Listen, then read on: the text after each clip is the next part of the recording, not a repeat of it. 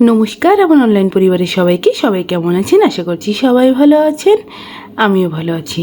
আমি পূজা কোটি কোটি বছর পরে আবার একটা ব্লগ নিয়ে আপনাদের মাঝে হাজির হলাম।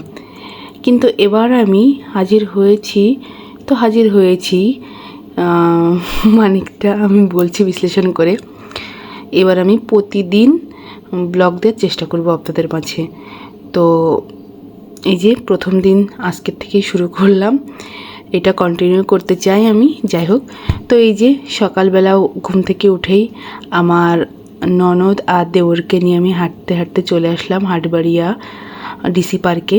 তো এই যে পার্কটা আপনাদের টোটালি ঘুরে দেখাচ্ছি।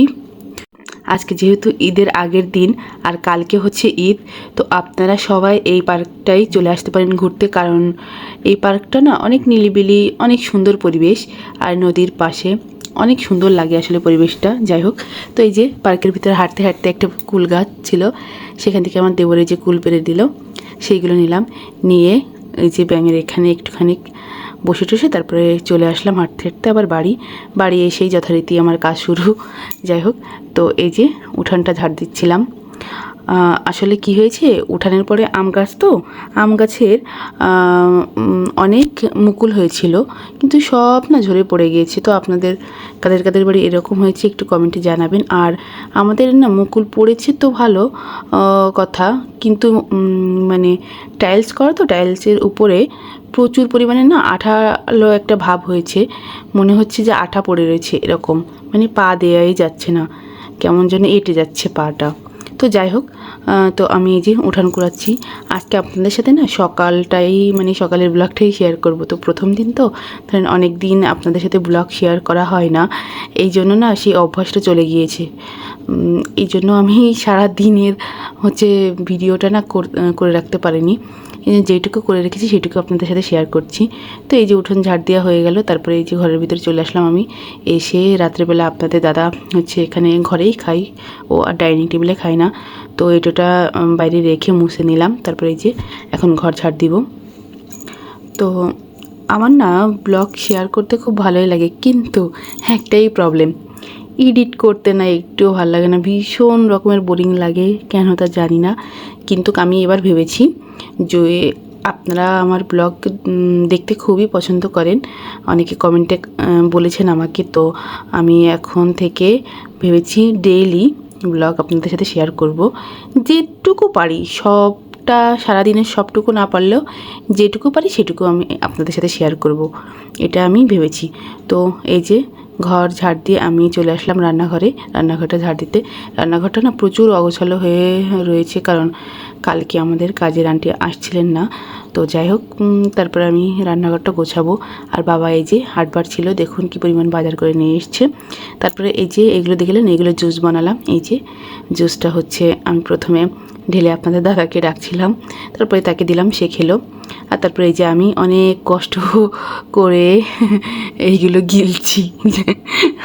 তো আমার একটু ভালো লাগে না এগুলো খেতে, কিন্তু এগুলো খাওয়া তো অনেক উপকারী, এই জন্য খেলাম। তারপরে এই যে আপনাদের দাদা উঠে গিয়েছে, সে টয়লেটে গিয়েছে, তো আমি বিছানাটা গুছিয়ে নিচ্ছিলাম।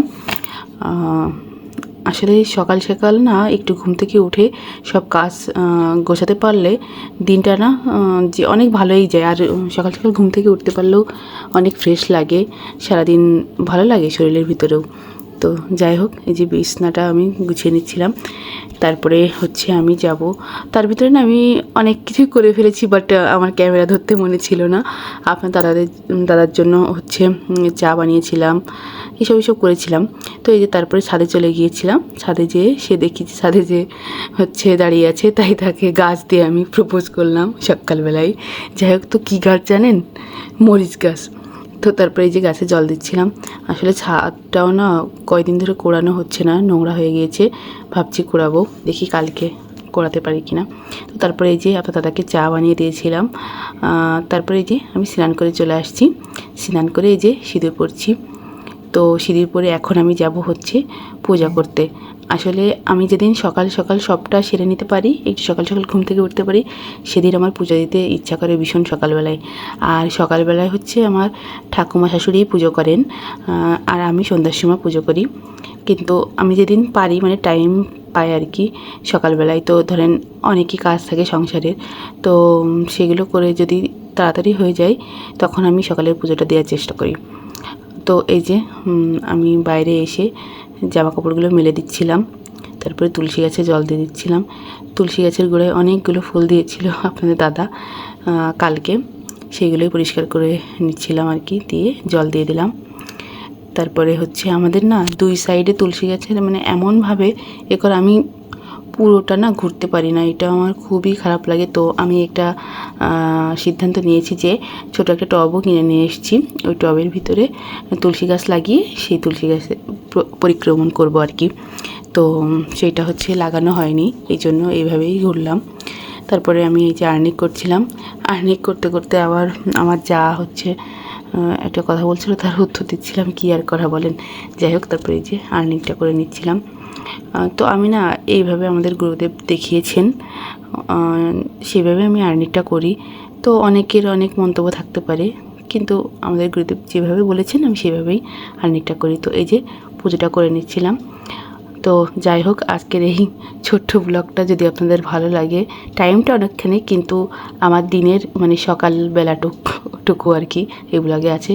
তো আপনাদের যদি ভালো লাগে অবশ্যই আমাকে সাপোর্ট করবেন, পাশে থাকবেন।